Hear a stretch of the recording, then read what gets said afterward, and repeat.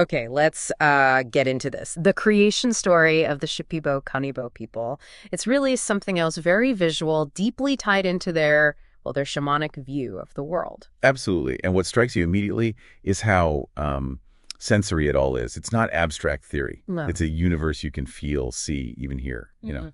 So through the shamanic experience. Very immediate. Right. So for this deep dive, we're looking at the Shipibo beliefs from the Peruvian Amazon about how everything kicked off. We've got some really interesting material here. Hmm. And for you listening, this is a chance to explore a completely different way of seeing things, a different worldview. Expect some real aha moments, I think. Definitely. So where does it start? It begins with water. Mhm. Just infinite water. An ocean. A primordial ocean, yeah. Yeah. Imagine that the universe is just pure potential. Water everywhere. And then from this sort of blank canvas emerges Ronin, the great anaconda spirit. Right, Ronin. But it's crucial to understand this isn't just like a big snake. Ronin is seen as a fundamental creator force. A living river of life is how it's described. Exactly. The very current of existence taking form. Mm. And its movement, Ronin's movement in the water, that's key. Okay, how so? Well, this movement creates vibrations, the first stirrings, the first patterns in what was totally formless before. Ah, like the initial pulse of creation. Precisely. And these vibrations, they don't just fade away. They actually solidify. They differentiate. Forming the different worlds, the layers of existence in their cosmology. That's the idea. The universe literally vibrated into being, you could say. Yeah. Layer upon layer. And Ronin, the anaconda, it works on multiple levels then, like a real being, but also a metaphor. Yes. Both a literal presence in their cosmology and a powerful symbol for that cosmic energy flow, that creative current. Interesting. So it's all about dynamism, energy, right at the root of things. And building on that vibration, that energy, we get to Kené. Kené. These are the sacred patterns, right? The geometric designs. Sacred geometric patterns, yes. Described almost as visual songs, which is such a fantastic concept. Visual songs. I like that. Because everything, plants, animals, rivers, us, the stars, and it all comes from these Kené. That's the belief. And what's fascinating is their dual nature. Kené exists as sound, as vibration, and as form, as geometry, simultaneously. Wow. So the shamans, the Ananyas, they believe the universe literally sang itself into being. Yes, through weaving these Kené patterns, it suggests sound and form aren't separate things at all. But intertwined aspects of creation. Deeply intertwined. Think of the cosmos as this living tapestry. Constantly being woven. Exactly. With vibration, color, light. These woven songs. Yeah. It's not a past event, it's ongoing. A constant song weaving. That's a profound image. And the shamans, they can perceive these patterns. They believe so. And that by seeing the Kené, you can actually read reality, understand its structure. And even heal it. And even heal it, yes. By recognizing where the patterns are disrupted and helping to sort of reweave them, it implies everything is interconnected through these vibrations. Which makes sense if everything arises from them. What? Okay, so we've got the water, Ronin creating vibrations, and Kené as the resulting patterns forming everything. Where does this happen? You mentioned layers earlier. Right. The layered worlds, their cosmology generally describes three main levels. Okay. You have the upper worlds, Nate Arawa, think of realms of light, celestial beings, high-frequency spirits, more energetic, refined planes. Then the middle world, Nete Kiwi. That's us, right? Our everyday material world. That's our reality, yes. Pretty straightforward. And And then the lower worlds, Nete Kitai. These are the realms below, sort of subterranean and watery, it's down there. home to serpentine spirits, echoes of Ronin, perhaps ancestral beings, important plant spirits.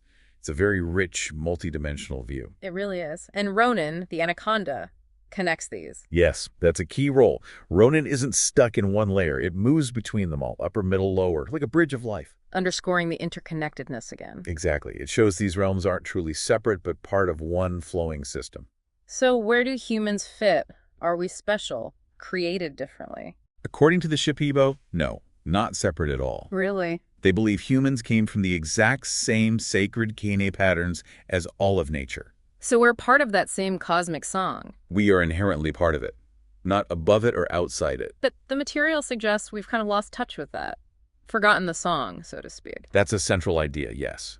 That humanity has largely forgotten its direct connection to the Kené, to the fabric of creation.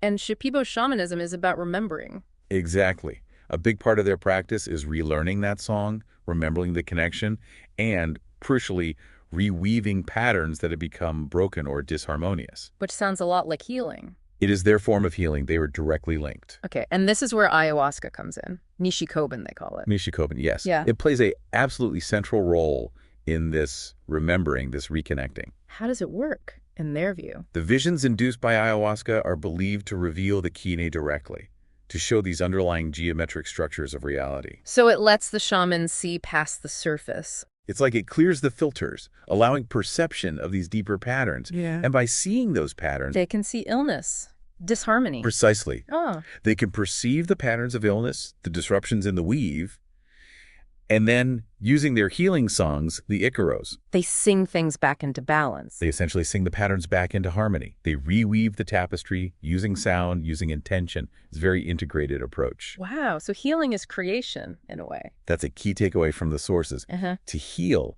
is to recreate, Mm. restoring the original harmonious pattern. That's really quite beautiful. And a radically different perspective for many of us. It really makes you think about the stories we tell ourselves about where we come from. Absolutely. And look, if you find this kind of exploration fascinating, if you're drawn to these deep cultural narratives, you should really check out Mythosutra. Hmm. It's a great platform for finding more stories like this, more deep dives into creation myths, cultural wisdom from all over the world. It really helps broaden your horizons. It's a fantastic resource, yeah. For anyone wanting to explore that incredible diversity of human storytelling and understanding. Definitely worth a look. And thinking about that weaving metaphor, there was that poetic summary that really seemed to capture the essence. Ah, yes. The one that goes, before there was earth, there was only the water. In the water swam the great anaconda, whose breath wove songs into form. From the serpent's coils, the stars uncurled, the rivers flow, the trees danced into being. We are all Kené patterns in the endless tapestry of life. To remember is to sing. To heal is to weave. To live is to dream awake. It sums it up so powerfully. It really does. It brings together the water, the anaconda, the Kené patterns, and that fundamental link between remembering, singing, healing, living. So maybe a final thought to leave everyone with. Could it be that the universe, in its own way, is still singing, still weaving itself into being right now? That's a powerful question to sit with. Are there patterns, connections, vibrations around us that maybe we just don't usually perceive? This look at Shipibo cosmology is really just, scratching the surface. Oh, absolutely. Exploring other indigenous myths, other shamanic ways of knowing. Yeah. There are so many profound insights out there about our place in the cosmos. And again, if you want to continue that journey, do check out Mythosutra. It's a great place to keep exploring these kinds of stories.